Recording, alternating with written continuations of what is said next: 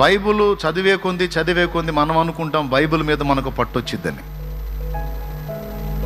Bible చదివే కొంది Bible మీద మంచి పట్టు కలిగిన వ్యక్తి అని అనుకుంటాం.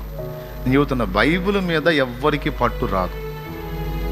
ఎందుకంటే ఏదో ఒక సోషల్ నవల కాదు, 1-2 సార్లు స్టడీ చేయగానే దాని మీద మ్యాటర్ మీద పట్టు రావడానికి. బైబిల్ మర్మాల గని.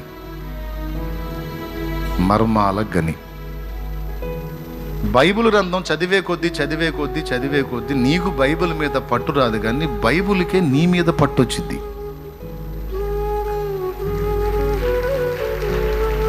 బైబిల్ ఎక్కువసార్లు చదివే కొద్దీ నీకు బైబిల్ మీద కమాండింగ్ రాదు, కానీ బైబిల్కి నీ మీద కమాండింగ్ వచ్చింది. నువ్వు బైబిల్ని కంట్రోల్ చేయటం కాదు, నువ్వు ఎక్కువ స్టడీ చేసే కొద్దీ అది నిన్ను కంట్రోల్ చేయటం మొదలుపెట్టింది.